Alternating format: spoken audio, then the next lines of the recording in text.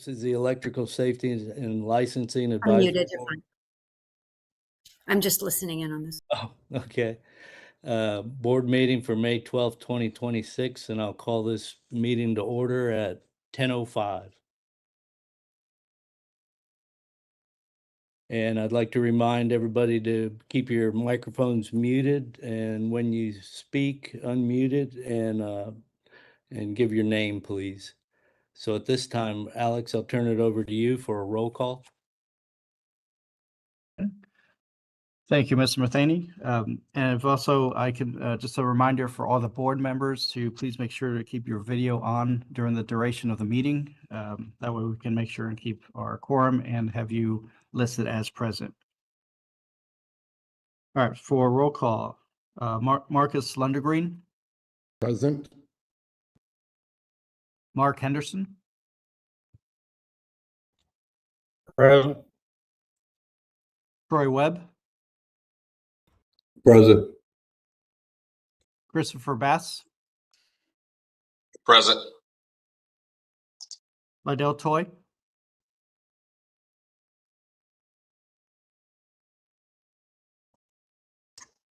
Present. Tim Allen, Present. Jared Nichols, Present. and presiding officer Mark Matheny. Present. Okay, sir, we have a quorum. Thank you. Thank you, Alex. Moving on to agenda item C, approval of the meeting minutes from February 25th, 2026. I think they're on page 3 if you printed all that out. And I'll need a motion and a second to approve the minutes. Kim Allen, Mr. Chairman, motion to approve. Thank you, Kim. Do I have a second? Marcus Lundergreen, second. Thank you, Marcus.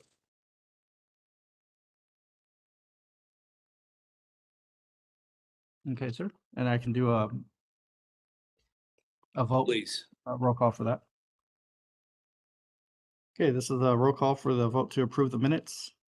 Marcus Lundergreen, Aye. Mark Henderson, Aye. Troy Webb, Aye. Christopher Bass, Aye. Lydell Toy, Aye. Kim Allen, Aye. Jared Nichols, Aye. and presiding officer Mark Matheny. Aye. Yes, sir, the motion is passed. Thank you. We'll move to agenda item D, public comment. Everything went out. The comments had to be in by a certain time. We received requests from, it looks like 3 individuals to address the board. I will remind everybody that the board members cannot ask questions or respond to comments or make comments. So do we want to bring in John McCamish from Eaton Codes and Standards?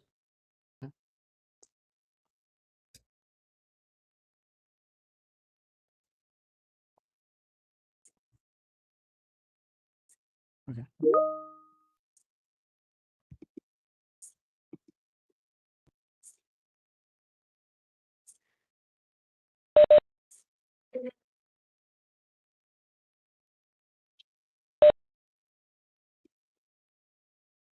Could I bring in John McCamish from Eaton Codes and Standards?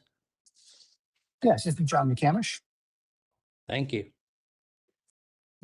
Go ahead, it's all yours. Thank you, Mr. Chair.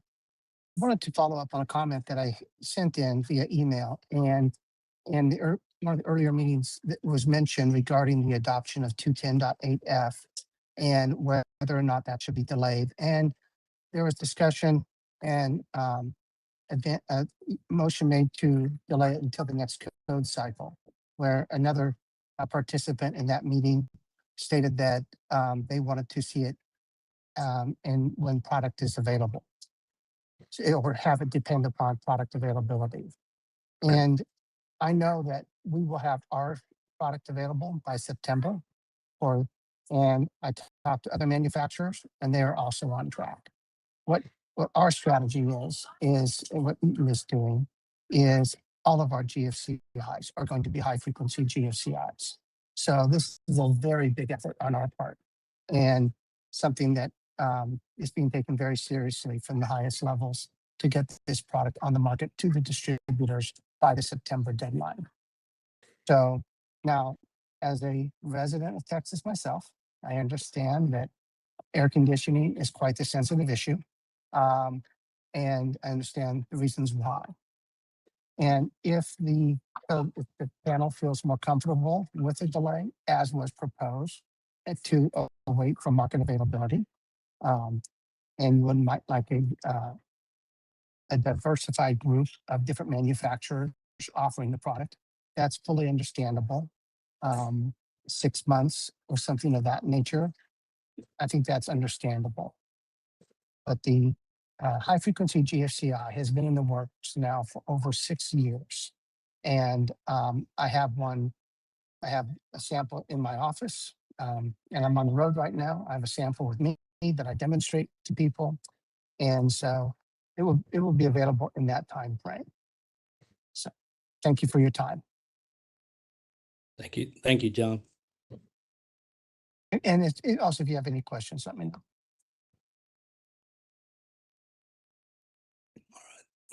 Okay, thank you.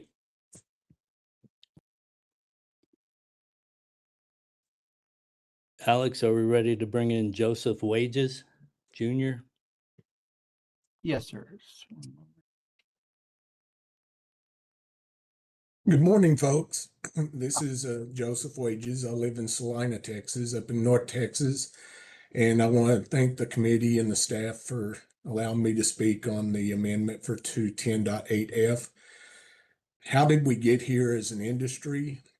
You know, a lot of folks like to blame the HVAC industry, the electrical manufacturers, the code making process, electricians. When it gets down to it, you know, the federal government was the one that kind of put us in this situation by mandating high efficiency appliances. And when that happened, we started seeing issues with GFCIs that had some unwanted tripping events prior to the introduction of the variable speed drives in these units. GFCI protection would work on a lot of these appliances, and we weren't having these problems. And like back in the 1960s, where Dr. Dalzell developed GFCI protection for people, that GFCI technology needed to be re-examined and tweaked a little bit to make sure it would work with HF, with the frequencies that were being introduced in the circuit due to the variable speed drives. So what we've done in the field is look at that, work between the HVAC folks, the manufacturers, UL, NFPA, come to meetings and figured out what needed to be done. And in South Texas, there's actually a manufacturer that's been testing this product in homes and recording it. And the last time I spoke to him, they have not had any problems with the devices going through the frequencies and monitoring it and adjusting and no longer tripping on unwanted tripping events. So, you know, that technology, as John said, is ready to roll off the line now and is actually rolling off the line now. It's being produced as we speak and being put into supply houses and big box stores. And I'm happy to announce I've got one here in my hand. It is a 2-pole GFCI circuit breaker. It has HF GFCI technology in it. As John said, they're not going to make a couple of these, one with HF, one with GFCI. If it comes out with GFCI protection, it's going to automatically have the HF GFCI protection incorporated into it. So that stuff is already coming off the lines and will be available by the deadline that the state of Texas has. you give the manufacturers an opportunity to create a solution, and they really did. They jumped out there and put together something in rather quick time here. But anyway, I hope that this information's been helpful. And again, I just want to see that the electrical folks in Texas benefit from this and reducing of possible electrocutions when either a technician is working on the equipment or somebody accidentally comes in contact with the equipment. Similar to what happened. Sir, it's 3 minutes are up. Okay. Yeah, thank you, Joseph. Thank you, Appreciate it. committee. Thank you. Moving on to Dan Leminski. PE, I thought he Dan. was on here earlier. Yeah, I noticed I went through the board roster and I noticed that I didn't see anybody that clearly identified as being very well acquainted with the renewable energy industry. Briefly, and Larry can vouch for me, I am on the electrical advisory board with the Council of Governments as a voting member. I'm also with the Regional Codes Coordinating Committee here in the Arlington area, Council of Governments, where I serve as liaison between both organizations, and I'm also the subject matter expert on solar. If you do go ahead with this proposed change to the National Electrical Code to eliminate, for any reason, even for a short period of time, the GFCI related to the HVAC circuit, please also incorporate language that prohibits backfeeding through that same circuit. We have got some rogue manufacturers that are producing product that as of this date have yet to be UL certified to any standard as a complete system. They're called balcony solar, and they effectively amount to a solar panel, microinverter, or multiple panels and microinverters that then plug into an exterior outlet. If, in fact, that happens and they backfeed a GFCI breaker, should the breaker trip, it destroys the GFCI protective aspects. So if you move forward with the amendment as listed, please also incorporate language that prohibits the use of that same circuit now without the GFCI protection from being used for backfed or any other purposes. That would be my highlight here. We've already got issues in the industry amongst the code inspectors and others where this is causing some serious heartburn. That is the extent of my comments, gentlemen, and I'm open to questions if anyone has any. Okay, thank you, Dan. I think that's it for the public comments addresses. Is that correct, Alex? Yes, sir. To address the board, there were 3. I Yes, noticed there was extensive written comments, but I'm sure we'll get into that later. Yes. Okay, moving on to item E, staff reports. Mary Hoffman, licensing section manager.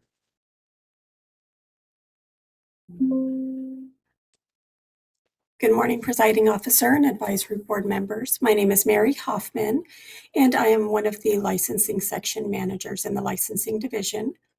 I will be providing the statistics for the licensing division, and typically they are, the document is shared so that everyone can see the report. Alex, will we be sharing that? I think he is working on that. Okay. Thank you, Alex. So I will just be highlighting the fiscal year 2026 statistics. You will see that information in front of you. The fiscal year 2026 statistics are from February 25th through February from 2025 through March of 2026 this year. And so you will see that we have a total population for individual licenses of 227,686 individual licenses that we have issued. For contractor licenses, we have a total population of 405. And moving on to the population by license type, I will just highlight a few here. We have master electrician at 18,815 licensees. Journeyman electrician, we have over 40,000 journeyman electrician at 40,988. And then we'll go on to, if you'll scroll down just a little bit, we'll go on to the electrical sign contractor. You'll see we have 592. And as well as the electrical contractor, we mentioned those numbers just a little while ago with 12,405, with a total population for the program of 241,404 licenses issued. I'm happy to answer any questions you may have. Any questions? Okay, thank you, Mary. Thank you. Now we'll take a look at Education and Examination Division, Michael Ford Strong. Good morning, Chairman and members. My name is Ford Strong. I'm the Director for our Education Examination Division, here to give you the Education Examination Division report this morning. As you see on your screen that they are sharing for you, we have our examination statistics as usual on the screen, along with the pass rates for FY26 versus FY25. You'll notice an ever so slight dip for Q1 and Q2 from FY25 over the pass rates. They do remain somewhat consistent. And I'll talk about that a little bit more. I know that everybody is always really locked in on the pass rate, as it is one of our lower pass rates around, but I'll highlight some information that'll give a little bit better context on that here in a second. If you can scroll down for me, please. And so next you'll see the breakdown by each examination license type. What was above was the culmination of all these license types into one. As you'll notice, the 22.25 and the 23.51 were reflective of above. If you'll scroll down again for me, please. And this is the next area where we highlight our continuing education course provider and curriculum, along with the electrician apprenticeship programs. You'll see that those are pretty much rock steady at 65. I'm sorry, you're adjusting it. So we remain pretty consistent across the board on course approvals and the electrician apprenticeship programs. If you'll scroll down to the next one for me. And this is where I want to really highlight what we're seeing in those pass rates above. So this is a breakout of our journeyman exam statistics. What you'll see here is a first-time pass rate in amongst these different examinations. You'll see 67%, 83% first-time pass rate. So when we see the low overall pass rates on the examinations, this is why I want to call attention to this. I've really challenged our exam review committee, the members that go in there, and to look at things and make sure that we're writing items to make sure we're looking for a minimally competent candidate. That we're writing items in a way that individuals can read and understand them. That we're not asking things that a 20-year journeyman would know or a 20-year master electrician would know. What does a minimally competent candidate need to do? And I think what you're really going to see is that they're kind of hitting that mark, because our first-time pass rates in these areas do look pretty good across the board. I mean, these are a low take on the 7K early testing, but what we're seeing is a first-time pass rate that's respectable. 67%, 83%, those are pretty good pass rates. But if you look next to it, the people that are failing are doing so at such a high degree. We had 98 repeaters for a total of 497 repeat tests, bringing that down to 19%. And that's what's overall driving a 67% pass rate down to 32% on just the 7K early testing alone. And so that's something we want to highlight. And here in the future, we're going to be looking at, with our new licensing system y'all have heard about, where we're capturing how these people are obtaining their education, apprenticeships, CTE programs, their new Jeep program that's coming forward in the future as well, and really breaking out what those pass rates look like by all those types as well. But I always want to point to this as well to just show you that our people in the ERCs, when they're looking at these exams and how the items are performing and writing new questions, that we really see a lot of value in what they're doing and that they're nailing the mark, because our first time pass rates are looking really good. Our overall pass rates are being brought down by the simple volume of how many people are just coming in and taking it over and over again and driving that down. And if we can scroll down a little bit further.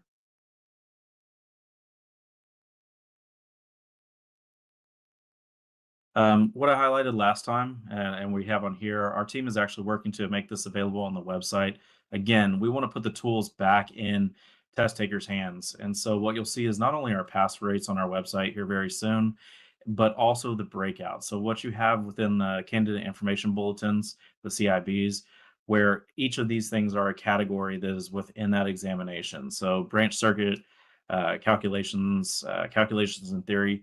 This is where they're showing as an industry how you're doing as a state average. You all do not have schools in our system to be able to break out everything, but as an average, where are people losing the most points within their exam? So out of a total 6 points they could get in motors and generators, they're only getting 3.24. Out of renewable energy technologies, they're getting about 3/4 of the points available to them. They have 1 point for a total of 0.75.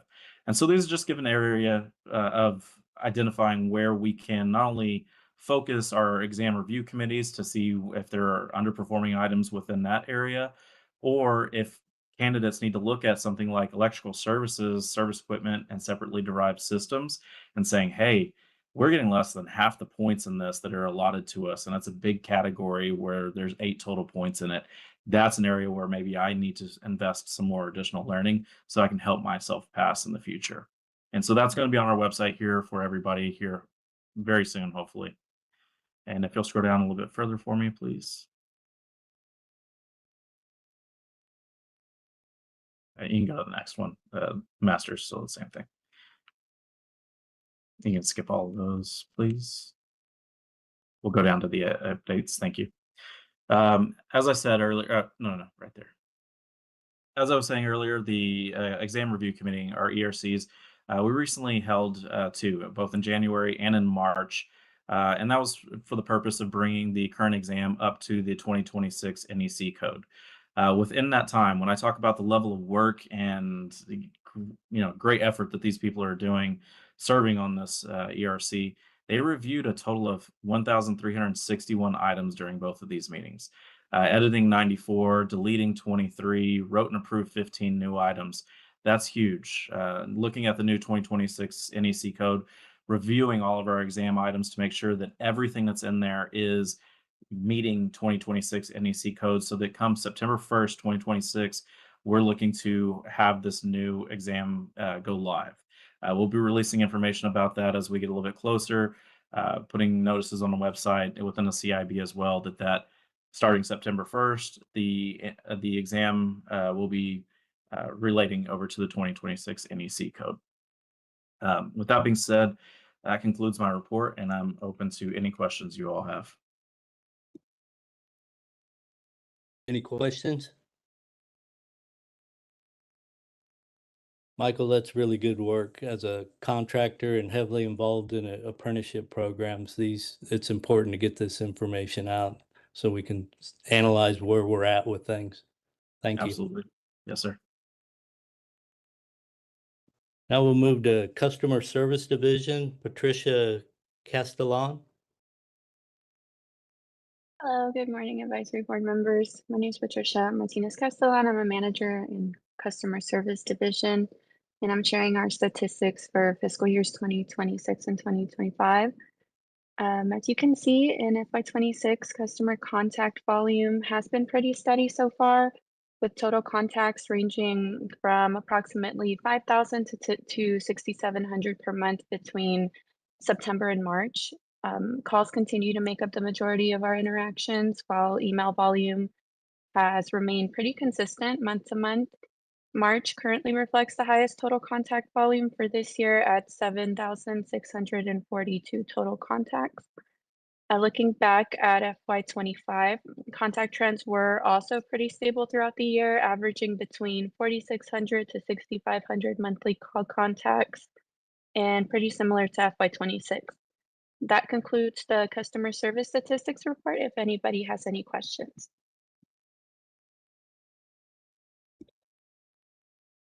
Thank you, Patricia. Thank you. Item E4, Enforcement Division, Leslie Nichols. Good morning, presiding officers and board members. Let me make sure I have my screens on right. Okay. My name is Leslie Nichols, and I'm a prosecutor for the Enforcement Division.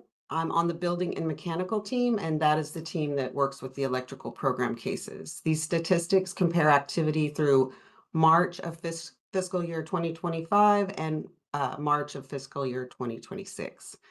So we'll start there with the performance measures. There's a continued uptick in the number of complaints opened in fiscal year 2026 across all programs. And that, so we see that reflected in electric as well. There's also an uptick in the number of cases being closed, which I'll address in more detail below. Otherwise, these statistics are remaining relatively stable. The numbers in the next section, criminal history review, reflect growth in the applications and applications that require a criminal history review. The outcomes for these applications have remained relatively stable, and it is notable that electrician applications make up almost 50% of the applications that require a criminal history review. And then another thing to note in this section is that the number of pending criminal history evaluation letters has dropped from 40 in fiscal year 2025, and it's only 4 in this period. So that's always good to see. The next section, source of complaints, shows an increase in consumer complaints for electricians, as we saw before, a general uptick for everyone. The increase in complaints originating from the department shows an increase, but if you recall, in our last meeting, we did discuss that uptick was results from sting operations that were being conducted during the first quarter of fiscal year 2026. And then the next section was we have the caseloads in enforcement. And perfect. There's a slight increase in case closed from fiscal year 2025 for the same period in 26. And that represents enforcement's effort to address our backlog of cases. Next is going to be orders issued. You can see there were fewer cases closed due to orders in fiscal year 26 than fiscal year 25, which corresponds to the lower number of cases that resulted in disciplinary action. Next, we can look at the penalties and consumer remedies, which, as expected by the lower number of cases resulting in orders, we can see the same trend here. One thing that's notable in this section is the increase in the average penalty has grown from 2,743 to 3,484. And then we can see we've had 2 revoked licenses during this period versus 1 in the previous, and then no suspended versus 2. So those are pretty consistent. Cases, and then if we can go down a little bit further, cases closed without disciplinary action reflects a slight increase, as mentioned earlier, with an increase in cases being closed for other reasons. So I just wanted to point out that those other reasons includes closure for criminal history cases that have closed because the business has closed or the respondent is deceased or unable to locate. So that's what falls into that other category. And then the next 2 sections will show you the top alleged violations and the top violations that resulted in disciplinary action, followed by 2 case summaries for your review. And this concludes my report, and I'm available for any questions. Thank you, Leslie. Any questions? You're welcome. All right. Now we'll head over to Compliance Division with Larry Reichel, Chief Electrical Inspector. And I'm not sure if Josh Hall's on the call or not, but Larry, were you there? Yes, sir, I'm here. I'll be brief. Good morning, Chairman Matheny and advisory board members. I'm Larry Reichel, Chief Electrical Inspector with the Compliance Division, TDLR. As you look at our staff report, it's short and sweet. We did a presentation to the Del Rio High School apprenticeship program in February. And then in March, as Ford mentioned, we finished our electrical exam development review from the 23 to the 26. And then before I talk about April, just yesterday, I went to the Leander High School and talked to 13 seniors that are in the electrical apprenticeship program at Leander High School. And when asked who was going to go into the trade after they graduated, 10 out of the 13 raised their hand. The Leander High School program has been around for decades. Ronnie Williams is a master electrician and the instructor there. He also sits on our exam development committee. And we had a contractor, Jimmy Elfers from the contracting side and Randy Tillotson from the supply side of the industry. And so we explained to them the different and many different pathways in the electrical industry, whichever one they choose or wanted to go with. And with that, I will let Josh take over at the April Minnesota board meeting because that dealt with reciprocity, and I will let Josh do the reciprocal portion of our staff report. If there's any questions you have for me right now, I'll be happy to answer them.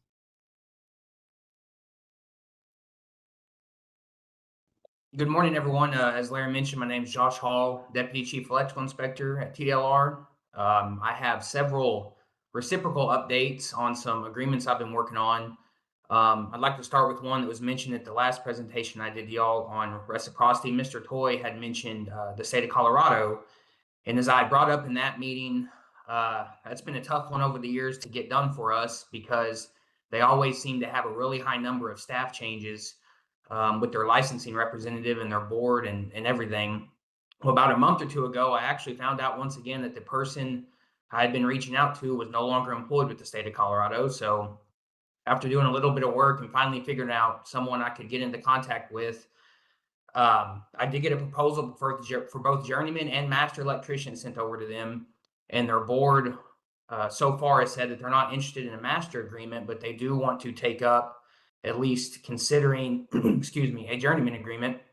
And the latest update on that one is that it did go in front of their electrical board and they have several questions I've answered for them. And they're hoping to take a final vote at their next meeting next month, I believe. So hopefully we can at least get a journeyman one from there and start there and maybe even work towards master one day. I don't know, but at this time they're only interested in journeyman. I currently also have 3 agreements with our governor's office right now, waiting on final approval from Governor Abbott on a master agreement with the state of Mississippi, the state of Ohio, and possibly the state of Tennessee. Mississippi and Ohio are both approved and signed by their states. So if our governor just gives the final approval, we can have our executive director, Courtney Arbor, sign it, and it'll then become active in Texas. I currently still have several in the work as well. One of them being Tennessee, like I mentioned, for master. That one is going to their board next month at their meeting for a final vote. So hopefully they get that one approved, and hopefully our governor can approve that one as well. Wyoming is taking an agreement for master to their board for a vote, and so is Vermont, hopefully this summer, within the next few months. And that's for Vermont would be journeyman and master. So that would be a great one to get done.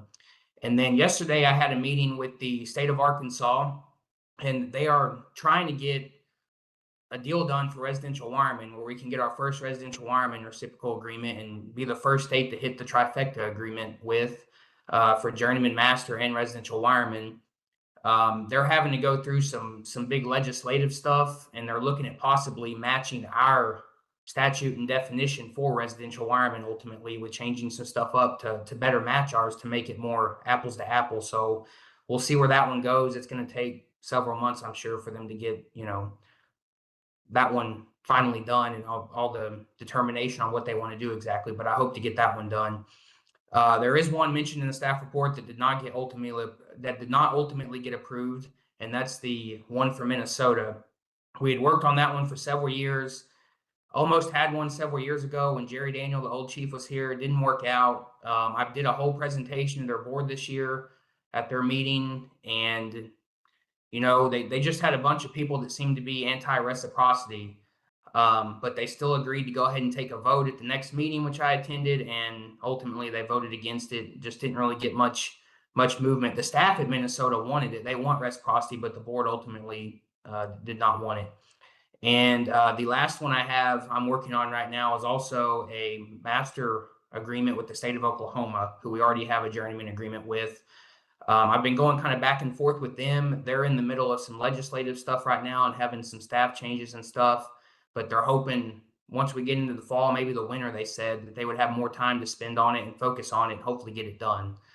But I'm going to continue to work on these, for the rest of the year and try to get all I can done and reach out to more states. I've met with the state of Oregon already to start discussions with them, and I'm trying to reach out to the state of Florida as well. So I'm going to continue to reach out all I can and kind of go from there. But I'd be happy to answer any questions if anyone has any as well.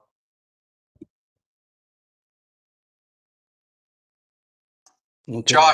Josh, it's Liddell Toy. Just a quick question. Why do you think the board in Minnesota voted against it?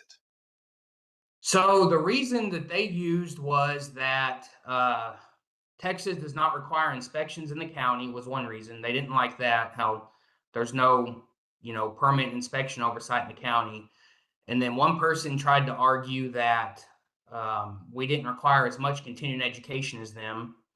And then there was also a concern that, I see this from many states all over, that Texas does not require education classroom hours, whether it be a state-approved apprenticeship program or college or anything like that. Because what you see at most states is they require anywhere from at least 500 to 800 hours of apprenticeship training. And, of course, Texas does not require that. And so it's kind of hard to go to these heavy union states such as Minnesota and really get that, really get them to understand that we can still have well-qualified electricians that didn't go to a school necessarily. But, that's the biggest blockage is these states that are heavy union like Minnesota. They're just not favorable of it. I mean, California voted against it for the same reason. They're heavy union. They did not want it because no schooling and just we're not as strict. Got it. All right. Thanks, buddy. Appreciate it. Yes, sir. Thank you, Larry. Thank you, Josh. Any other questions? All right. Appreciate it, guys. Now we'll move on to agency update from Mr. Steve Bruno, Deputy Executive Director. Good morning, Mr. Chairman and members. It's great to be here with you today. Steve Bruno, Deputy Executive Director for Licensing and Regulatory Services, and I'd like to provide you with an executive update about some of the things going on across the agency. Yesterday was a very exciting day. At your last meeting, I spoke to you about our TDLR CORE project. CORE is our licensing modernization project that's been going on just about a year, and we expect it to continue for approximately another 2 years. Yesterday, our first two programs, the Weather Modification Program and the Behavior Analyst Program, went what we call live. They are up now, and users in those programs are now accessing it through our core system as our internal users as well. Your program will be coming along in later phases, and I'll be giving you an update as we get closer. Another thing that you all will see is one thing we're doing with advisory board members is we'll reach out to a couple of you. Obviously, we will avoid a quorum, but we will, before the system goes live, we will give you all a preview so that we can get your feedback and see what you like and what you don't and help you walk through that system.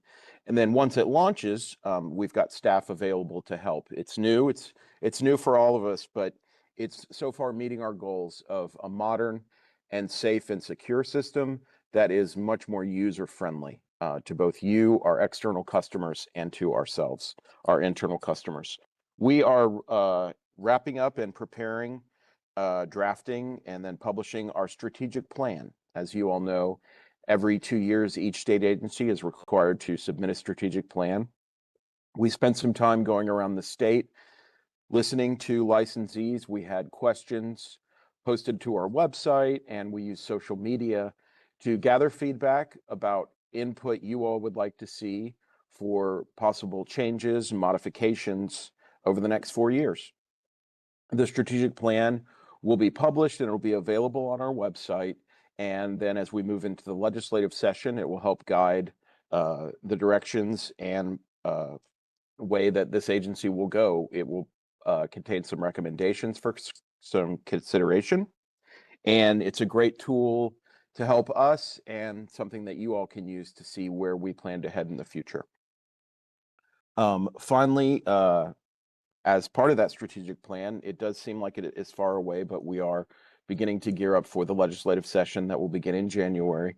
That's when you all and anyone else can go to their legislators and ask for any changes or modifications that you'd like to see in state law. As always, during session, we will keep on our website a list of any bills that are filed that impact your program and all the other programs, and that'll be a feature at the top of our webpage during the legislative session. Those are the highlights that I wanted to share with you, and I'm happy to answer any questions or take any comments that you all have.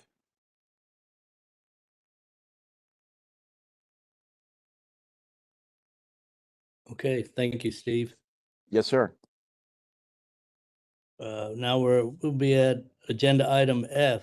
This is kind of a big deal. Discussion and possible recommendation of the JEEP program.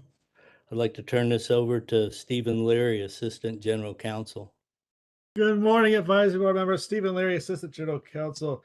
Actually, John Midlar from Enforcement has requested, if it's all right, for him to go ahead and go first, just in the interest of time.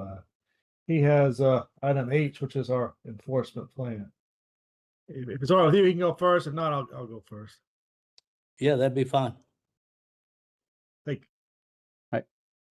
Good morning, everyone. My name is John Medlock. I'm the Chief Prosecutor here for the Enforcement Division. I'll be bringing you some updates real quick to our enforcement plan. So let me go ahead and share this document so you guys can follow along. All right. So as you may recall, the enforcement plan is a document that guides the prosecutors to determine what violations that they need to be charging based on the complaint that they are receiving and the investigation that has unfolded.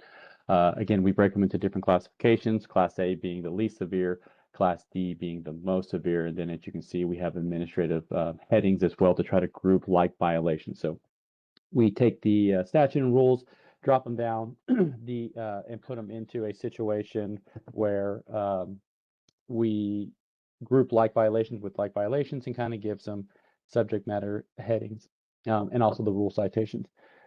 I've kind of gone through and highlighted some of the changes.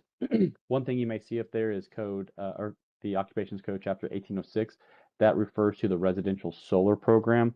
Now that is a completely different program that we are taking on here at TDLR, but there is some crossover with this industry, and there are some crossover rules for folks that are electrical contractors that want to get into the solar industry and provide those services to Texans. So we do include some of those rules in there because there are some crossover provisions in 1806. The other changes that occurred were some other just statutory changes that occurred over the last couple of sessions and some other cleanups that occurred to kind of mirror some of our other programs, penalty matrix with this program. So as I scroll through here, like I said, most everything is still the exact same. We didn't make any changes to the ranges or any of the classifications. As you see here, this is our first group under Class A of some of the things from 1806 that will be required of electrical contractors if they're also going to be working in that solar arena. Again, like I said, Class B, not much change. This is a cleanup in our rules, just adding some language there for some more clarity. Again, 1305, 1575, that's an addition. That's a statutory addition for some of these career and technology school programs that was added a couple sessions ago. So we're adding that in there as well. And then the vast majority of the other changes that occurred, sorry for the scrolling, again, some more unlicensed activity, Class C, are some of these Chapter 60 violations for Class D. These are some of our, we started adding this in there because unfortunately we started having some series of incidents that occurred in not necessarily this program, but just other programs where some of our investigators and inspectors were kind of being threatened, coerced, those kinds of things. So we want to make sure that if that situation does occur, that we take it very seriously if it is a complaint that happens, so that we can rightfully take the appropriate actions that we need to take here. So those are really all the changes. I'm happy to answer any questions. Ultimately, what I need from this group is a vote to approve to move this to the commission so that our commission can adopt these changes, and so that my prosecutors can then go ahead and start using this as an enforcement tool going forth in their cases. So does anybody have any questions?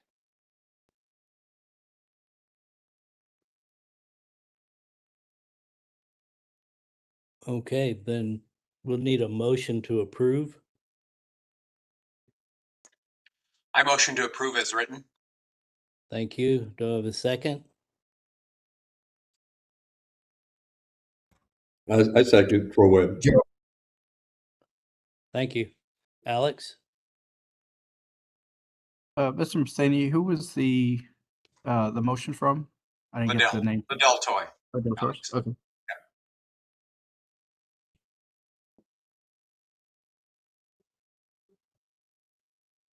And then Mr. Nichols was Yes. second. Yes. Yep. Okay, thank you, gentlemen. All right, I will go with a vote. Marcus Lundergreen, Aye. Mark Henderson, Aye. Troy Webb,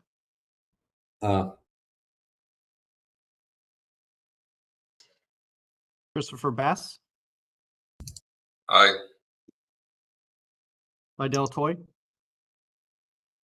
Aye. Kim Allen, Aye. Jared Nichols, Aye. and presiding officer Mark Matheny. Aye. Okay, sir, the motion passes. Thank y'all. I appreciate it.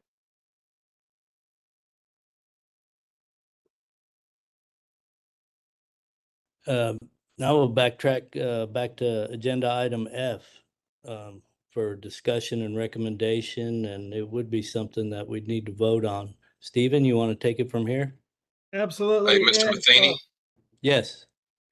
just a reminder, I've got about 5 to 6 minutes and I will have to jump off. Yes, sir.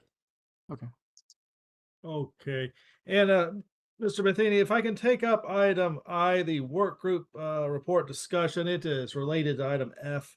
So I'd just like to take those both at the same time. I'll discuss what the work group recommended in sort of the context of the rulemaking and what was proposed.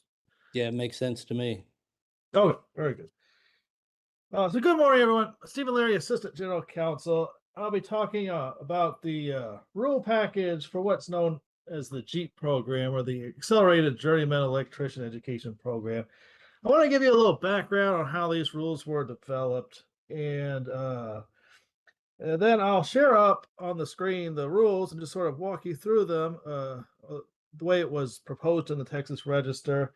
I'll give you an overview of the comments that we received. We received extensive public comment through the Texas Register, through the rule coordinator. We also received some written comments for the advisory board that I'll also be mentioning. And then I'll just open it up to you for questions. Feel free to jump in at any time, and I'll go ahead and take you through this. So by way of background, Texas State Technical College approached the agency, and they wanted to create a program that would allow students in the program they're still studying to become journeyman electricians. They want to create a associate's degree pathway whereby the students would be able to take the exam to become a journeyman electrician early. So they'd be able to take the journeyman electrician exam upon graduating their program, and that they would receive some credit towards the 8,000 hours of on-the-job training that's required for a journeyman electrician under Occupations Code Section 1305-155 for their completion of this intensive hands-on type of training. So this generated considerable discussion within the agency. Texas State Technical College, they appeared at the advisory board meeting on January 29th. They gave a presentation, they answered some questions. There was an advisory board meeting that was held in person at TSTC's campus in Waco on February 25th, 2026, where the advisory board members toured the campus and asked questions about the program, and TSTC staff was there. Thereafter, there were 2 work groups that were formed, and the work groups, which were comprised of advisory board members, gave input on the rules as they were being drafted, as they were being formed. There was the E&E, or Education and Examination Work Group, which met on March 19th, 2026. And there was a Rules Work Group that met on March 25th, 2026. And there was some back and forth. There were some changes that were made during the process. There was some fine tuning that was done about various different points about this, including how many hours of credit toward on-the-job training someone in this position should receive, and some of the finer points about how this will work. TSTC plans to offer this program in the spring semester. And because they need approval from the Higher Education Coordinating Board 6 months in advance, it's been a bit of an expedited time frame on this. So these were proposed in the Texas Register without having the full advisory board consider the rules. And we have you here today to consider the comments and to make a recommendation to the commissioners. The authority for the rules is Occupations Code 51.4041, which is our alternative qualification statute. It enables the department and the commission to determine alternative ways of qualifying for a license and to consider someone's education, training, and experience in determining somebody's qualification for a license. The rules address the early examination policy. So under current practice, people who want to become journeyman electrician, they're allowed to take the examination after they've completed 7,000 hours of the required 8,000 hours. That policy isn't currently in rule, but it is the current policy of the agency. And so these draft rules, they solidify that policy, that anyone who has 7,000 hours can go ahead and take the exam.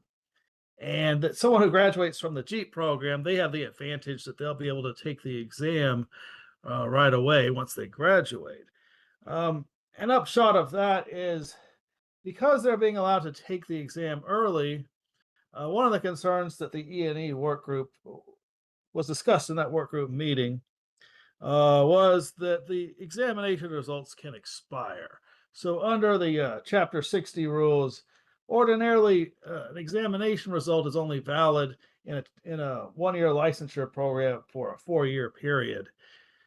So these rules, I'll get into that when I share up the rules, but they carve out an exception that someone who's graduated from the JEEP program has got a passing test result that, for good cause shown, the validity of those results can be extended beyond the ordinary 4-year time frame. The rules are seeking to strike a balance between a couple different policy objectives, and we'll talk about this when we talk about the comments. But currently there is a shortage of journeyman electricians that's been noted, and there's also currently a low passage rate for the journeyman electrician exam. The first time pass rate for the exam hovers between 25 and 30%. So the majority of applicants fail that examination, which is believed to contribute to this shortage. And so there's that concern about filling that shortage, but there's also some serious concerns about safety and quality of workmanship. And the rules work group expressed some of those concerns. You'll see some of those concerns reflected in the public comment. There are concerns about that have been expressed about making sure that people learn how to safely do their work. And there are concerns that the conditions that are in the laboratory environment or classroom environment don't precisely simulate real life conditions. So these rules attempt to strike a balance by offering some advantage and some on-the-job training credit for people who are in this intensive hands-on laboratory environment, but still requiring them to complete a lot of on-the-job training after they complete the program. So it's attempting to strike a policy balance. And so we took all those concerns into consideration when we drafted the rules. I want to share them on the screen, and I'll start talking about the comments a little bit. And I'll note that I'm recommending Texas State Technical College had one requested change to the rules as they were proposed to clarify an issue, and I am recommending that we go along with that change. Let me go ahead and share these draft rules on the screen, and I'll start walking through the way these were when we proposed them. And in red, you'll see the proposed change that from how they're proposed. So just slowing down a little bit and walking you through how these rules will look. Rule 7310 is the definitions. And part of the problem is that the way on-the-job training is defined in the current rules, it's not clear that someone could receive on-the-job training credit for a program like TSTCs, because on-the-job training, as you'll see, is defined in Part 24 as performing electrical work under the supervision of what's generally a master electrician or a journeyman electrician. So these rules are making a couple changes. They are in the definition section. We're adding a definition to of what an accelerated JEEP program is, accelerated journeyman electrician education program. We're cross-referencing the new rule 73.112, which sets out the requirements of this new program. We're also adjusting the definition of on-the-job training to clarify that someone who completes one of these approved programs can receive on-the-job training credit for the work that's done in this approved program. And it says where permitted by rule. So it'll be in accordance with that new rule that we're going to get to. In 73.21, licensing requirements examinations. This is addressing the early examination policy. So it clarifies that to sit for the journeyman electrician examination, you have to either complete 7,000 hours of the on-the-job training that's required by statute, or you have to fall into this exception of being a JEEP program graduate. And we've added in new subsection C that the executive director for good cause shown can extend the period of validity of the examination results. So I mentioned ordinarily someone who gets a passing test score, that's only good for 4 years. Well, somebody who has some sort of hardship, they graduated the JEEP program, they've been able to take and pass the exam, and they aren't able to complete the rest of the 8,000 hours. In certain circumstances, we could extend the validity of those results instead of having them retest. And that's on a case-by-case basis, but generally they would have to finish their the rest of the on-the-job training before those exam results expire. So they get an advantage. They're able to take the test early, and they get some credit towards the on-the-job training, but generally they have to watch out for the exam results could expire if they do pass it. So that's one topic the E&E work group discussed. 7326, documentation of on-the-job training. This is something we've gotten some questions about just outside of this, about documenting how do you verify somebody's on-the-job training. We're making a few non-substantive changes here, saying that they have to use the form that we provide. That's somewhat substantive. And also some non-substantive, correcting the gender of the pronouns and so forth. But the substantive part here that I'll focus in on is E, and that is saying that if you complete the JEEP program, you have to send us your transcript, and you'll get the credit for the JEEP program, which, as we'll see in a minute, that's going to be 3,000 hours in the way that this was proposed in the Texas Register. Different amounts have been discussed. It's possible we could deviate from that, but 3,000 hours is generally what you would get, and that's on top of that. That's for completing the classroom and the laboratory work to graduate from the program. That's on top of the credit you would get in the externship program for working under electrician for an outside company under the auspices of the program. 7380 fees. There is a fee that we are creating to evaluate a program. So this was designed at TSTC's request, but there are other colleges and schools that may be interested in establishing a program like this. And we have to evaluate each program, make sure it meets our requirements. And so we'll charge a fee. We plan to charge an application fee of $90 to evaluate the program. We are clarifying in G, and this one really doesn't relate to the Jeep program. It's just a cleanup change we're making at the same time about the fee waiver. So there's been a question in the past about somebody who acts as a course instructor. How long do they get that waiver of their fee for licensure? And so we wanted to clarify that for you to get a waiver of your fee for renewing your electrician license, you have to have taught for at least one academic semester during the renewal period.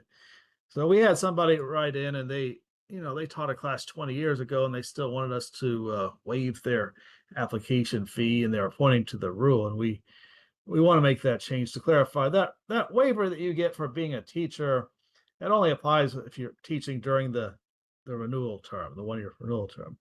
We're also including the same waiver that we apply to someone who teaches the residential wireman career and technology education program, CTE. The Jeep program instructors will also get the advantage of that waiver. So we're adding them into that. 7310 career, that's the rule that was recently adopted for the residential wireman CTE program. That program, because it's based in statute and there are some provisions in that statute, it has certain restrictions, which include that the credit that somebody, or the work you put in towards that type of program, you can't apply to higher license classes. So someone who's in the residential wireman CTE program, they don't get credit toward the journeyman license or the master license for the work they put into that residential wireman. We wanted to clarify that that kind of restriction doesn't apply to the Jeep program graduates. So the Jeep program graduates, they'll get their on-the-job training credit for the 8,000 toward the 8,000 that they require to become a journeyman, and they won't have to repeat that when they're trying to establish the 12,000 to become a master. They get to keep those credits, apply them to a higher license class. So to avoid that confusion, we're adding language to 7310 that is saying that the restrictions in that program, the CTE program, don't apply to the Jeep program. 7311, it's a similar type of clarifying change, just to clarify that 7311 applies to residential wireman program. It's not applying to the Jeep program. And 7312 is the most important rule in this package. It's the rule that's setting out the requirements for this new program. And I'll walk you through this a little bit. So A, authority and applicability. It's citing to the parts of the statute that enable us to adopt rules in the electricians program. It's also citing to 514041, which, as I mentioned, is our alternative qualification power of the department and commission. B is the general requirements, and this is setting out that we envision that we're going to approve a model curriculum. The department's going to evaluate and to decide what's the curriculum that we're going to consider the generally approved curriculum for someone else who wants to establish a Jeep program. And that we may consult with the advisory board in determining whether to approve a particular program or curriculum. So it's not that necessarily we have to go to the advisory board each time, but we want to include that we may consult the advisory board, and that we want to create this sort of master or curriculum. C is talking about that and saying that once we approve this general curriculum that has all the elements that we're going to require for a JEEP program, we will publish it on our website, that we can evaluate that curriculum, revise it at any time, and that we can approve variations from the generally approved curriculum. D, the required elements of the curriculum. So this is a little bit bare bones, but we're going to establish in more detail when we propagate the approved curriculum what exactly has to be in it. But it's going to have to include extensive hands-on training on the National Electrical Code. Safety is going to be a required part of the curriculum, along with methods of electrical work and compliance with laws and rules. So just in broad strokes, one of the concerns that the advisory board work group and many of the commenters had was having to do with safety, was this idea that by allowing people to shortcut the general requirements of 8,000 hours, that people would go into the field that don't have enough real world experience, and that they would that safety would be jeopardized. That's a very serious concern that's been expressed. So, in partially in answer to that, we want to make clear that safety is going to be a very important part of this curriculum. And before we'll approve a curriculum, we want to require that that safety is paramount. Safety is something, safety rules, safety procedures. We want to be sure that's adequately covered in the curriculum. E is hands-on training. So part of the justification for why we would give on-the-job training credit for learning environment, for classroom and laboratory work. And that is one of the big comments we got from people who are opposed to this package, was that a classroom is not the same as a real life work environment. And that's a valid concern, but in partial answer to that, hands-on training, and it has to be intensive hands-on training, is a key part of this program. So, TSTC's environment is a laboratory type environment. We toured it with the advisory board recently, and it includes a very intensive hands-on training where people aren't just studying things in a book. They're required to practice them and spend extensive time under supervision in a laboratory.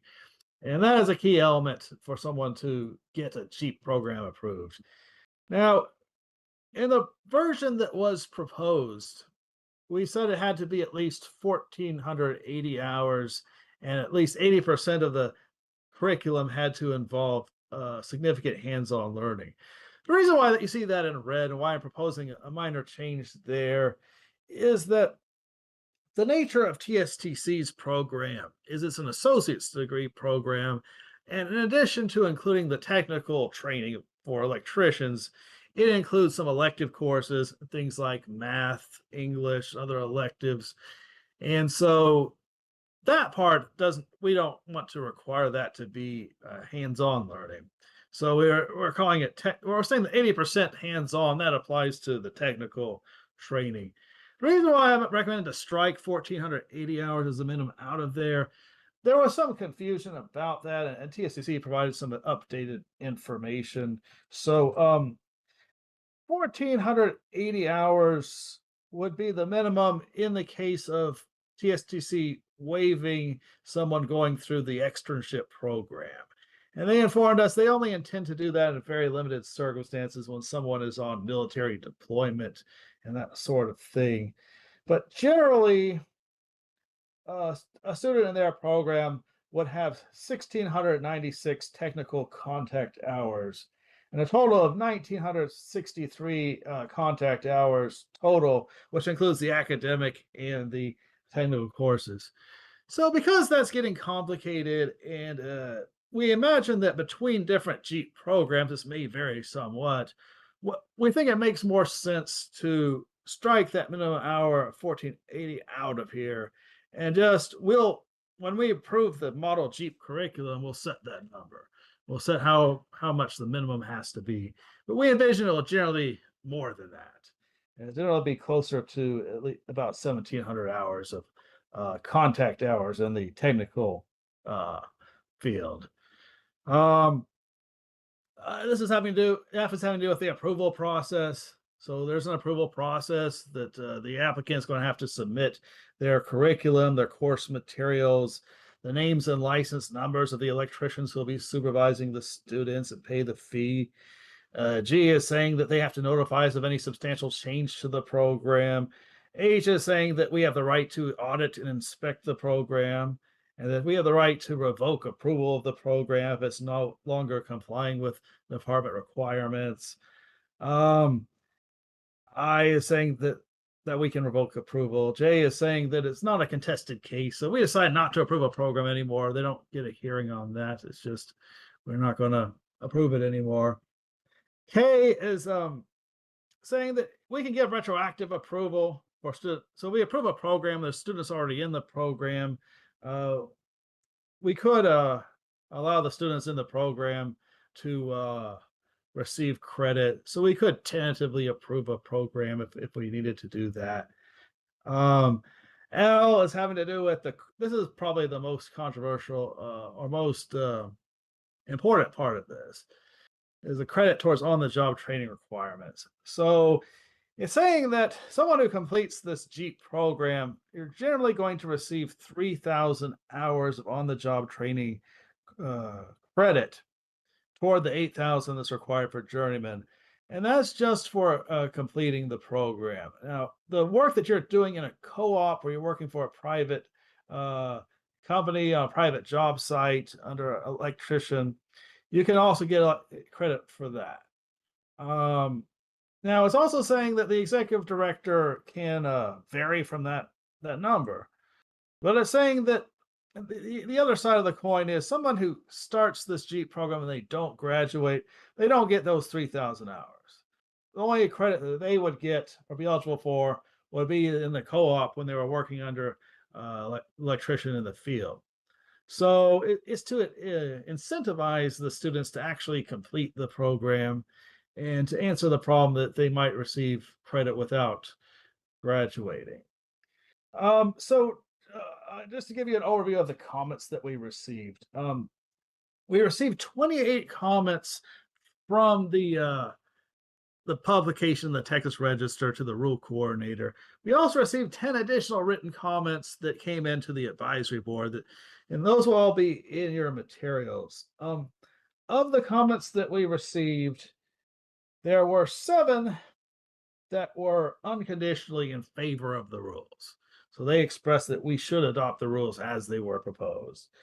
There were a total of 6 that were in favor with changes. So they were saying that we like the rules, but there are some things about it that we don't like or we want changed. There are 24 that were against the rules, and there's 1 that did not express an opinion one way or another on the rules. Some of the comments that we got, or some of the commenters, we received a comment from the Texas Association of Business that was in favor. A comment from the former advisory board member, current state representative, Keith Bell. He expressed a comment in favor of the rule package, but he expressed that in his personal capacity and not as a state representative. We received comments from TSTC, Texas Association of Builders, Brazos Sport College, and the Independent Electrical Contractors of Texas. They all submitted comments that were in favor with changes. So various changes that they had suggested. The people who were opposed to the rule, I should also mention in your written comments you received today, we also got a comment in favor that was from an organization, a public policy organization. The opposed comments, they included 15. They included individuals who some of them identified as being union members. So I don't believe we received a comment directly from the IBEW, but a number of the commenters that were opposed identified as being union members. And just to sort of overview what the suggested changes were, for the people who said that they were in favor with suggested changes, some of those changes included creating another level of licensure for electrician craftsman license. Some of them, Brazos Sport College in particular, suggested a competency-based method of assessing the graduates.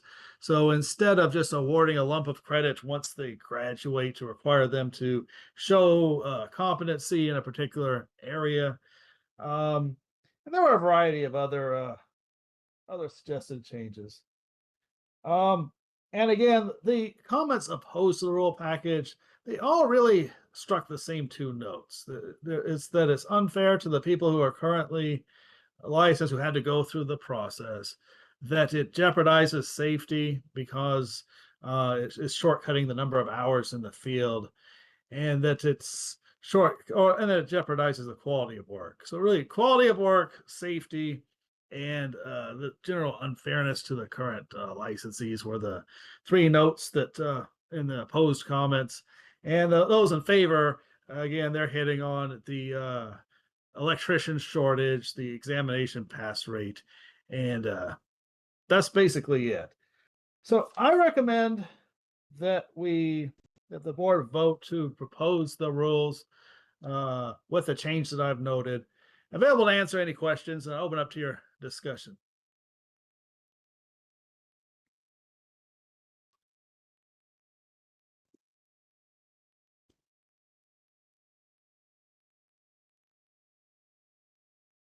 Any questions? It's got to be.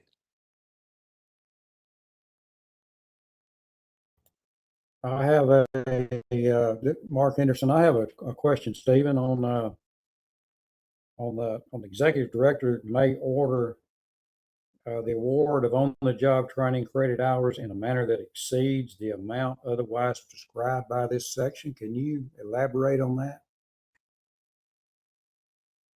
I think we included that to introduce some flexibility, but I don't believe we're routinely going to be granting more than 3,000 hours. I think we were wanting to include some flexibility based on the nature of the training. There may be some Jeep programs that come online that are longer in nature. They require more hours than TSTCs. So we wanted to give her authority to vary from that hour, but we wanted to create a general expectation that someone who starts this program would get the 3,000 hours.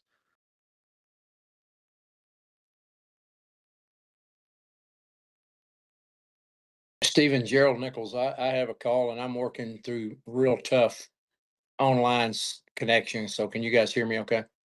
I can hear you. Okay. How many in the curriculum itself, and you cut out 2 or 3 times, and again, it's on my end, I know.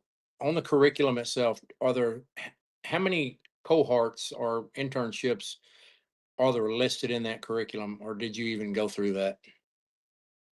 What do you mean by cohorts? They call them cohorts through TSTC. It's basically, I call them internships, which means that they would literally be on the job.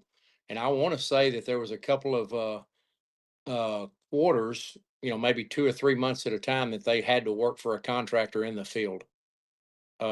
This isn't all, the way I understand it, it's not all classroom work.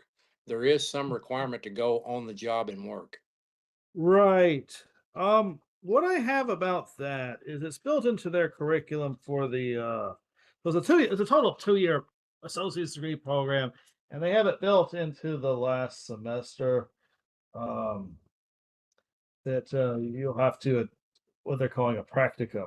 Practicum, there you go. Okay, got it. Sorry, I was using the wrong term. But Actually, it's third and fourth. So third semester, there's this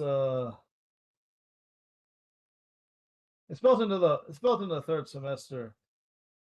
Okay. It's part of their curriculum.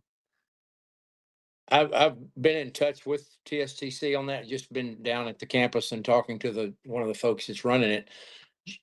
To me, that internship's a little late in the process, because if they've been sitting in an air-conditioned building and then all of a sudden the third year, the third semester, they go out and go, heck, I don't want to work in the heat or the cold.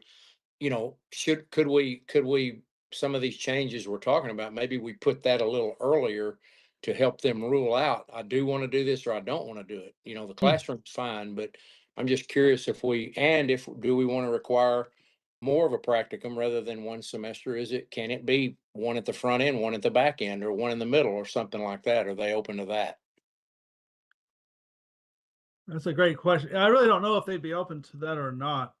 I know that they mentioned that the only way they would waive that practicum is someone who's on military deployment. So that's an expected part of their course. Ordinarily, it's about 600 of the contact hours are part of that practicum. They also mentioned that the students will practice in a laboratory. Part of the reason why we decided to award 3,000 hours was because of the additional work that the students are spending outside of the formal classroom to work in the laboratory, to sharpen their skills and the homework and things like that they're doing in the program. Yeah, I don't know if TSD is open to that.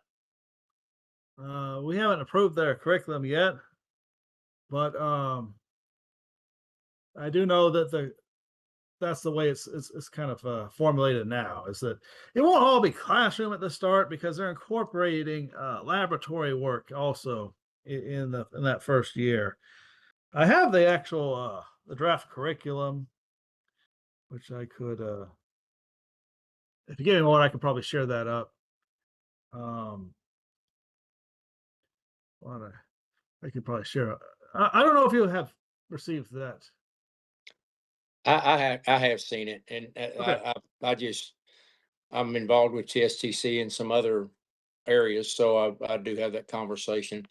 They want their program approved, and I understand it. You know, I think it's a good program as well. I'm in favor of it, but I just want to make sure it's right. And I know Mr. Allen and I went through a similar apprenticeship back in the day, and I actually would like to hear from him. Their apprenticeship program on the IBEW in Dallas was moved from a 4-year to a 5-year program. Then, in my understanding, it's back to a 4.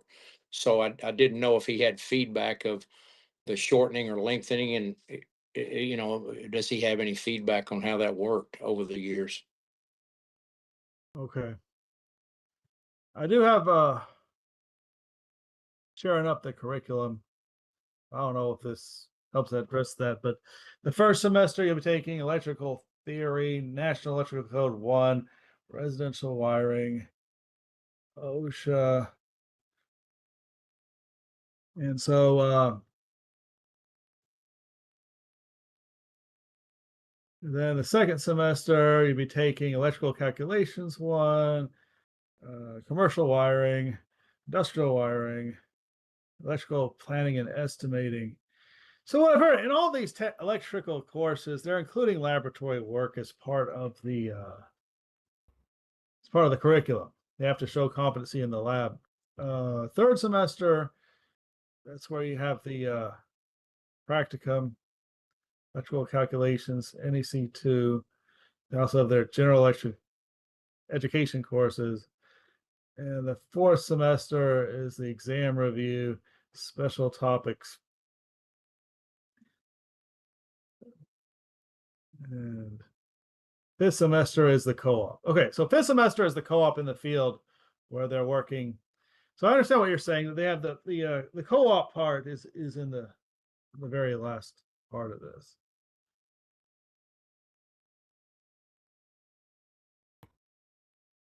So, Troy Webb here. So, are there electrical contractors that are signed up to take these apprenticeships on?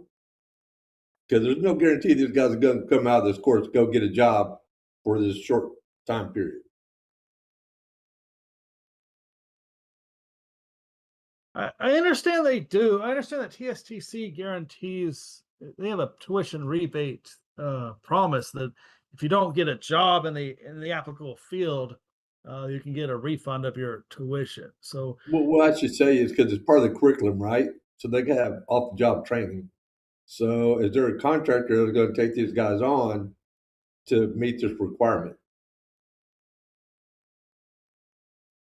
I assume so. I assume that's something we're going to require part of proving this.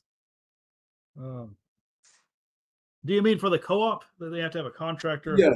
Yes, because I said, because most of the time, a lot of that work is going to be either out of state or out of the city, but yet they still got to do classroom hours. So they can't be traveling. They'll need local electrical contractors to put them to work. Stephen, I'm making comment on that, just due to my relationship with TSTC. That I think the answer is yes, Troy. It's just I don't think that they've gone and do that yet, but they're looking at adding this. The only campus that has it right now is Waco. They're looking at 3 to 4, maybe 5 other area schools that would have it, and I think the partnerships would be easy to sign people up for. I mean, that's just my opinion as a contractor. So I would think that's in the works, and I'm pretty sure it is. I think they're just kind of waiting to see about feedback from us if we're going to allow the program. But I've seen the quality of people that come out of there myself. We've hired some of them, and I would definitely recommend signing up if you're not. And contractors should be jumping onto that board. And again, the TSTC will have to market that it's available. I just heard last week we were down there with the governor's thing when he was there, and they made. I was told that North Texas campus, which is here in Red Oak, Texas, just south of Dallas, they weren't planning to launch the program there, but they had changed because they unexpectedly have come into some additional space. So they're anticipating having it in maybe 5 locations around the state: Marshall, Waco, Red Oak, like down near San Antonio, I think they're talking to. So anyway, it's going to be in some pretty good heavy markets, maybe Houston, some of those areas is what I'm hearing from TSTC. And Stephen, I'll chime in. This is Courtney Arbor, Executive Director. TSTC has confirmed for us that they'll have those contractors in place at the start of the program. It's a guarantee to the student that they'll have that in place.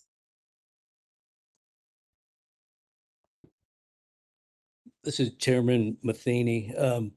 On top of that, well, I've seen the program. It's a really good program. Last week, Gerald, you were there, I think. They formed an alliance. The governor was there speaking. BlackRock was there.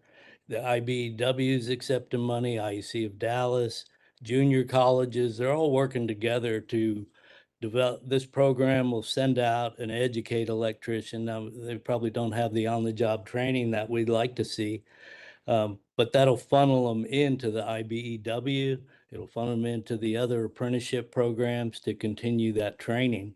If they choose, they don't necessarily have to, but they are gathering up the contractor element of it. When it comes to safety, at the end of the day, as a contractor, safety's all in my boat, and it is with every contractor that is the master of record for their business. That once they come out of that program, we got to determine where they are at skill level. If we want to put them in another apprenticeship program, if they need safety training, which we have to do around the clock anyway. So I don't find that as a big a concern. But at TSTC, they're getting a lot of that training. It's fairly impressive, and they can get it when they get out as well. Right. And to the point on safety is that you can't substitute putting an employee into an attic in 100-degree heat in the summertime, right? You cannot institute that in a lab. And you can't institute having a guy climb or a lady 100 feet up a distillation tower, having to wear a harness to fall. You can't just get that in the laboratory, right? So those are kind of more of the safety on that you're looking at. Marcus Lindegreen, I'd like to say I support expanding the pipeline for electricians in Texas, but I do not support treating a mixed education program as a substitute for thousands of hours of supervised field training. My concern is that the proposal combines 2 different policy choices. One is clarifying early exam eligibility. The other is awarding major on-the-job training credit through the JEEP pathway. Those are not the same thing, and I do not think they should be treated as the same thing. I also think we need to look at what is already working. Texas already has an apprenticeship infrastructure. The better path is to strengthen and expand the apprenticeship capacity, not redefine school-based instruction as the equivalent of field experience. And the current apprenticeship path is producing stronger early testing results. We heard earlier the apprenticeship candidates And the 7,000, the 7,000 hour pool are outperforming the broader 7,000 hour testing pool. That tells me the apprenticeship model is producing better outcomes and should be reinforced instead of bypassed. We also heard it was noted that Minnesota turned down reciprocity, and one of the reasons noted was lack of apprenticeship requirements. I want more electricians in Texas. I just want more electricians trained through stronger supervised field pathways, not fewer field standards dressed up as modernization. Thanks.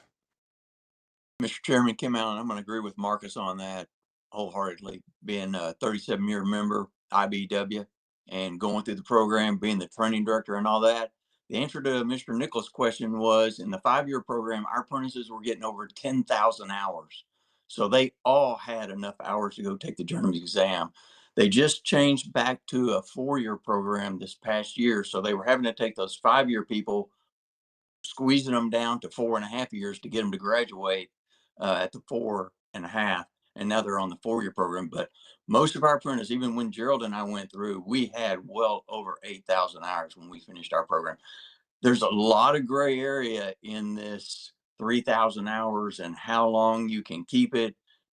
I just think there's going to be a lot of loopholes where people can maybe even get the 3,000 hours and say that they worked for an electrical contractor for 2 years and they got credit. Now they got credit for 4,000 hours and they're going ahead and basically almost being at a journeyman rate in 2 years. So I am against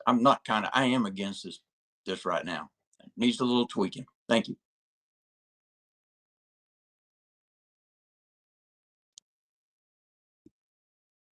Well, I perfectly understand and respect your opinion and agree with most of it. The problem is, like, say, the IBEW in general, they're accepting money for this already. It happened last week, so they're figuring out how to funnel these people into the union, which it's great, as well as IEC of Dallas, the junior colleges. It's happening.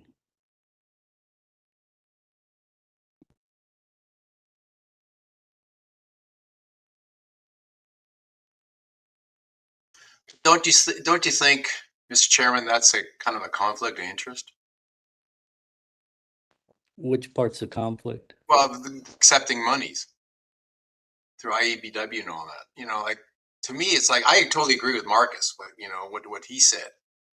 There's nothing like on-the-job training, and I agree that we need more journeymen, but I think it needs more tweaking. The whole program, the situation needs tweaking so we can at least be competent and confident that our people are going through the courses and graduating and understanding the whole concept.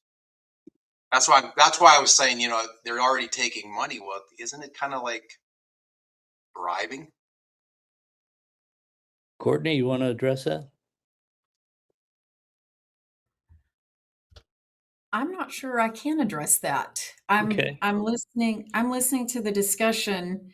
Is your concern that they're working under a model that's not yet approved, or what are you saying is happening? Are you saying they're working out of alignment with our current rule? Is that a question for me?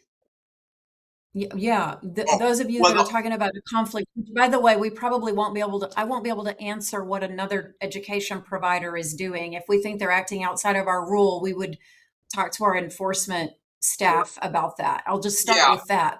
Okay, well, no, my question was, like, Chairman said that IEBW is taking money for students. Is that like what monies are they taking? I'm not familiar with their program. One of my staff might, or we might put it, unless you think this is pertinent to your vote on this Jeep program, we could table this and talk about it at the next meeting, or I would want one of my staff to chime in if they happen to know about the model you're talking about. I'm just trying to keep it all transparent. That's what because I don't want people coming back and say, hey, we're already getting, certain unions are getting money, for things that we haven't even approved yet. It hasn't even gone to the commission. So that's my concern. That's all. I'm just trying to be transparent on everything. This Well, is Steve Bruno. Oh, sorry. I was just going to say, in terms of this program, this curricula isn't approved. So if somebody were implementing this curricula without approval, that's a problem for us. If someone is accessing federal funds or some other grant funds for a model that they have, like a DOL program where they're accessing some funds through a Department of Labor funded program, we wouldn't be able to speak to that. I do know the Department of Labor has been looking at the registered apprenticeship programs, which of course TDLR doesn't. We don't interact with that as directly. But if they're receiving funds, it could be like through the workforce system, if through a grant or the WIOA program. But that, whether that's a conflict or not, it's, I think, a separate topic from these rules. They are likely not using this curricula for that model. Okay. All right. Michael Strawn. They are. Yeah. Go ahead, Ford. Michael Strawn, Director, Education and Examination Division. Courtney, I was going to come in and try and tell you that I was talking to our staff and myself or our compliance division. We don't really have enough information on IBEW or anything else taking money to know what their financials really look like. So we would have to do some digging on that part to answer their question for them. Well, I do know that part from a past life at the Workforce Commission, that registered DOL apprenticeship programs do apply for and sometimes receive funds. And the Workforce Commission, I'm sure, would be happy to talk with you about that. But it's DOL registered programs or shorter term programs called Industry Recognized Apprenticeship Programs, the IRAP. But there are some federal grant funds available for those, and that may or may not be what you're referencing. We don't know enough about that to be able to answer. Chairman Matheny, could you possibly elaborate on what you meant by that? Well, I didn't mean it was part of this JEEP program. It's just, it's public knowledge that there's a lot of money being passed out to all apprenticeship programs because everybody's trying to get apprenticeship moving, the journeyman pathway accelerated, right or wrong. And Gerald, you were at the award ceremony. Everybody was there. Yeah. The monies there were really, I think, to enhance what IEC and IBEW are doing. Correct. That's what it was. It's like, hey, you guys are doing a good job. Here's some cash to go do it. And the journeyman pass rate, things like that. Yeah, the intent of this program is, I think there's potentially dollars down the road, but that's another discussion, as Courtney mentioned. So I think, again, on this, what we're talking about, I think there's some piece of this that we can do. I don't know if 3,000 hours is the right number, but I actually, Courtney and I saw her down there last week, I believe, right, Courtney? And, it was like, what's 8,000 hours? This was just a statement and this is just us talking, but how do we know 8,000 is right? I mean, I was not a seasoned veteran at 8,000 hours. I needed 10, 12, 14, however many. I'm, long in the tooth now, and I'm still learning every day. So the thing with that is, is there some sort of is there some agreement we can come to that makes sense? Is it 2,000 hours? Is it 3,000 hours? Is it 1,900 hours? What's the number? And being specific to the JEEP piece. I mean, if you take I know people that went to A&M Construction Science and they're in the electrical program. They didn't have any electrical in there. They learned it all on the field. So, is there some way we can enhance education? I see a lot of the people that come out of the TSTC branch, and a lot of those folks are going in at 18, 19 years old, and they're coming out at 20, and they seem to have a little bit more experience. We've risen the bar, I guess, is kind of what I'm saying, by keeping them in that classroom to give them a little more experience. But again, I respect everyone's opinion here. Respect, the IBEW, the IEC, and all we're trying to do as a collective group is just try to somewhere in the middle make an adjustment to how we can get more folks interested in the program. Mr. Chairman, Josh Hall, Deputy Chief Electrical Inspector, TDLR. If I can just add to the recent funding that was brought up with BlackRock and the governor, that all references back to the recent House bills that were passed in Texas, House Bill 20, House Bill 120. You know, the state has so far invested more than $7 billion in the career training programs across the state. And that was part of those two bills that took effect after being passed in last legislative session. And it's gone out to, as you mentioned, the IEC, the IBW, all these programs and colleges across the state. So it was part of that initiative. It was not part of the JEEP program to directly, you know, accept funds towards this program, but more geared toward those two bills that look to hopefully expand the CTE programs across the state. So I just want to throw that in there. Well, I didn't intend to confuse the two programs. My intent was that there's a lot of money out there and everybody's trying to develop apprentices as fast as we can to get them in the pipeline. So with that, we got to turn back around to the JEEP program, and somebody mentioned about tweaking it. What are our options on tweaking it? I know you're on a quick timeline to get this passed through to the commission or not.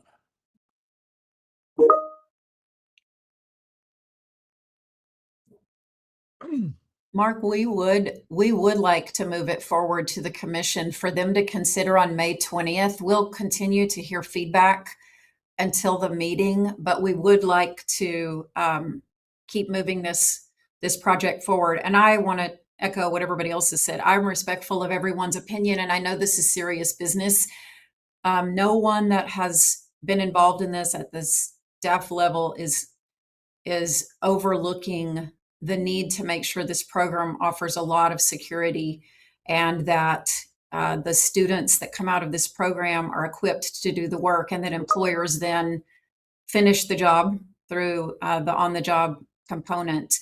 We've deliberated a lot over the public comments, and today I know we'll do more of the same, but believe that this is a model worthy of trying, worthy of working with a trusted partner in TSTC and tracking the outcomes and looking to see how well these hopefully one-day journey workers perform. And of course, like every other regulatory discussion, this isn't the end of the road ever. This advisory board will continue to meet, will provide updates. I know TSTC will be willing to provide updates on how this is progressing.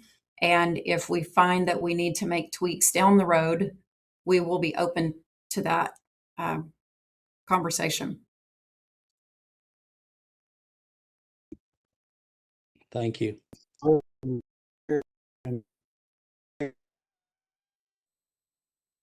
You're breaking up, Daryl. Oh, there you are, Mark. Can you hear me now? Can. Yes. Yes, there we go. And with Marcus and their comments, quickly to what Jared said, maybe what it's not the program that's being talked about. We first started talking about 1,000. I think that may be the biggest bone of contention in this whole issue. I'd like to hear what y'all's thoughts are. Mark, can you say that one more time? The bone of contention? I'm sorry, Mr. Matheny. I'm just think he's directing at me, so I'm. No, that's quite all right. Would like to know the board biggest issue. You're breaking up pretty bad, Mark. I think his Stephen Leary, Assistant General Counsel, he's breaking up now, but I believe what he was saying was having to do with the number of hours of credit that someone would receive. And he was mentioning that when the conversation began with TSTC, there was discussion of 1,000 hours and how did it get to 3,000? And, are we sure that that's the right number? I believe that's the gist of what he's saying. And, TSTC requested 4,000 hours, and the Plumbing Board doesn't require. They have 8,000 hours in statute, and they don't require any on-the-job training after they graduate from plumbing. But I understand plumbing is very different from electrician. But I will say 3,000 hours was splitting the baby. It was trying to balance different considerations.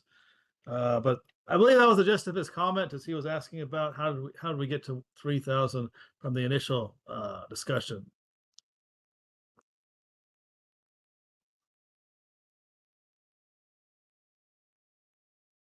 It isn't a point of order. I want to make sure that everyone's able to hear each other. I also want to make sure when we do take a vote, we want to make sure we have a quorum that's visible on the camera. I know we've had some technical issues, but do we have everyone still here? Camera?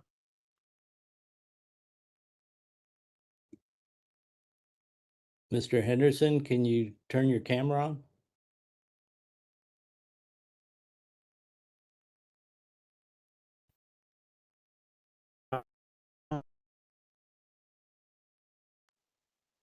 Apparently not.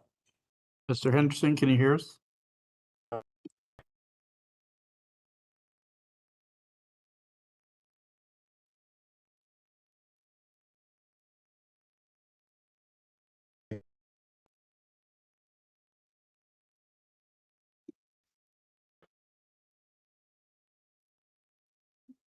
Okay, where are we at with this? Do we need a motion one way or another? Yes, we would like a motion one way or the other, and we will forward the recommendation to the commission at the commission meeting. So whether your recommendation is in favor of it or opposed to it, or you want to make changes, we'll note that recommendation, and we'll mention that to the commission. We'll forward that to the commission at next week's meeting. So I would recommend that we propose that the board vote to propose the rules as published with the change that I've noted to that rule 112E. And yes, we would like a vote.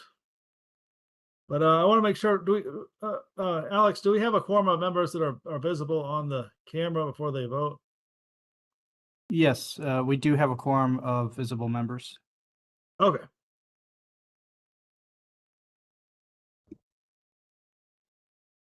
All right, we'll take a motion one way or another.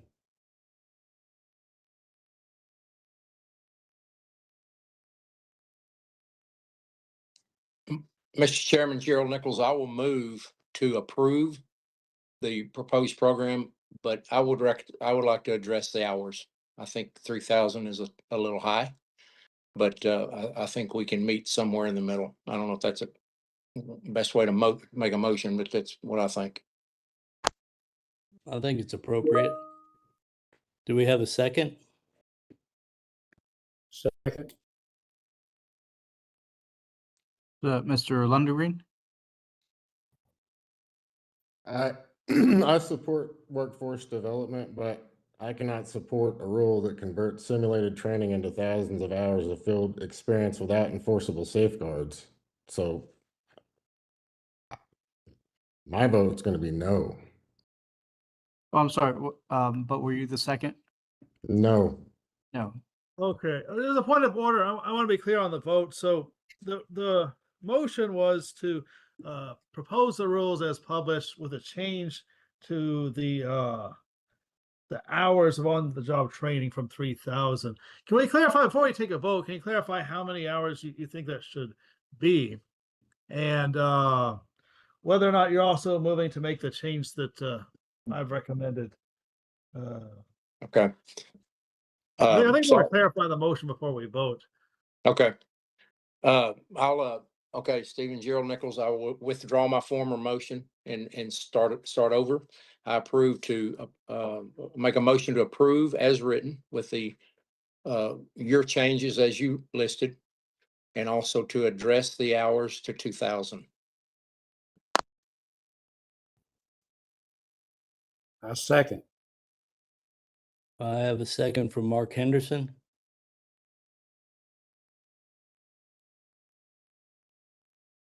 That was a second from Mark Henderson. Correct. Is he visible on camera? No, he's not. Mr. Henderson, in order for your vote to count, you will have to be visible. Do we need to take a recess to resolve the video issue? Can you not see me now? No, we can't see you, Mr. Henderson. But I if had someone to, else would like, if someone else would like to second,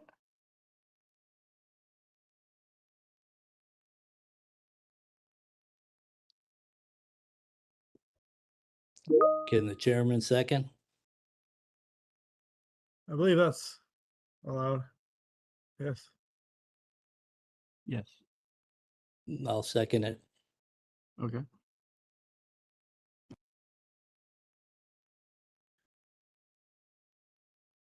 And just for clarification, that was to approve the rules as published and to address the hours to 2000. Is that correct?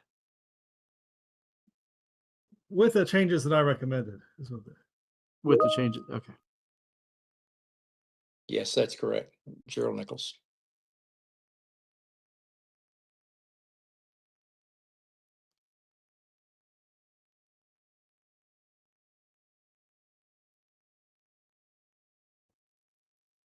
Okay.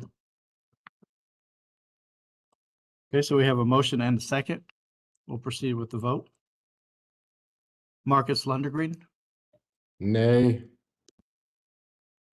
Mark Henderson. Well, let's see, do we have? Can you see me now? Yeah. Okay, there you are. I see you now. Mark Henderson, Aye. Troy Webb, Nay. Christopher Bass. Oh, that's right. Lydell Toy, Nay. Kim Allen, Nay. Jared Nichols, Aye. and presiding officer Mark Matheny. Aye. Okay, we have 3 votes for and 4 votes against. The motion does not pass, sir. Thank you, Alex. Yes, sir. And again, respectfully, there's so many things I agree with everybody on here. It's just a discussion to see if we can move forward with something.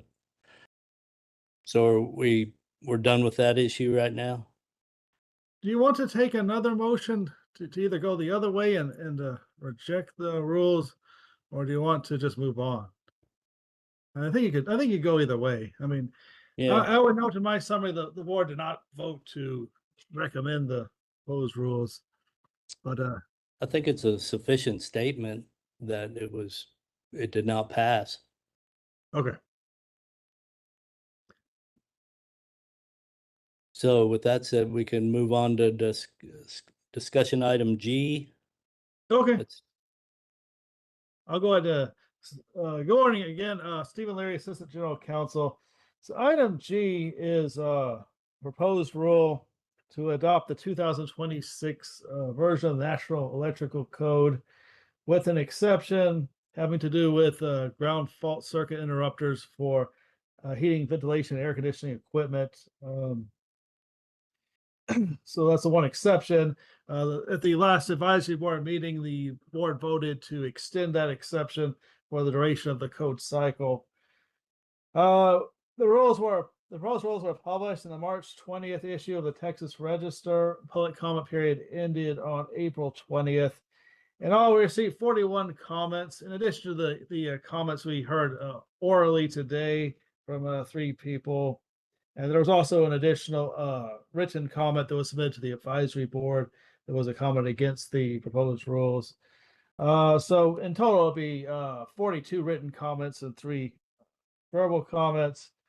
There were comments were mostly in favor of the rules as proposed. The comments against the proposed rules included a comment from the National Electrical Contractors Association. The arguments in favor emphasize the avoidance of nuisance tripping and related outages, and that the compatible high-frequency GFCI devices, although they've been developed, are not yet widely available. The comments opposed emphasize public safety, the avoidance of electrical shocks, and that the GFCI devices have been created. So there are comments on both directions about this. There are also some comments that suggested some additional changes to the National Electrical Code. There were a few comments that suggested extending the exemption beyond HVAC equipment to include refrigerators and other high power appliances. I recommend that the board vote to recommend adoption of the proposed rule as published. Available to answer any questions.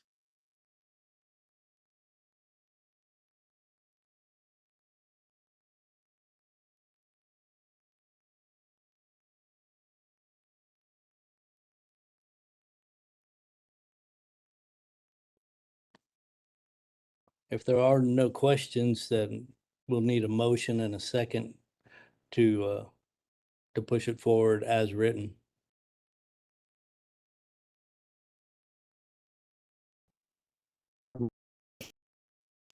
Change.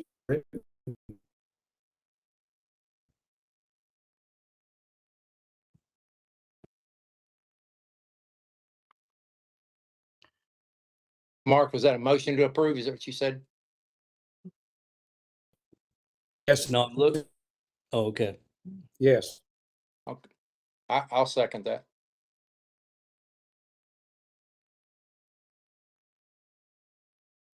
Okay. And who was the second? Sorry. Gerald Nichols.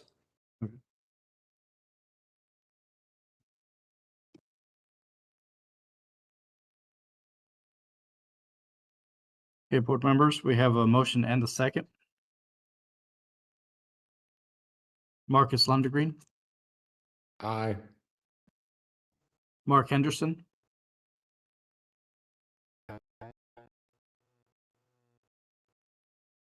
Troy Webb, Aye. Christopher Bass,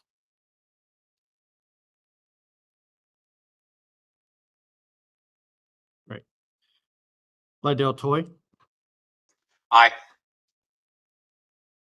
Kim Allen, Aye. Jared Nichols, Aye. Presiding Officer Mark Matheny. Aye. Yes, sir, the motion has passed. Thank you, man. Well, at this time, we'll move on to item J, unless I've missed anything. Recommendations for agenda items for the next meeting. And I think there's a time period where you can write them in.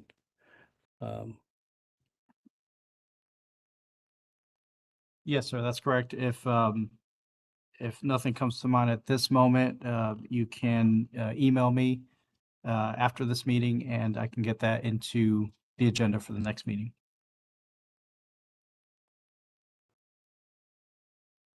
Then we'll move to item K, the next meeting.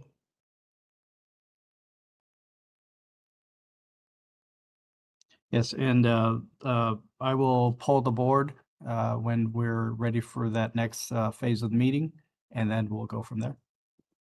Okay. Then we can, is there any other questions? All right, thank you, man. Appreciate your time. We'll adjourn this meeting at 12:03. Thanks, everyone. Thank Thanks, you. everybody. You guys. Thanks, everybody. Have a great day. Bye-bye. Thanks. You too. Right.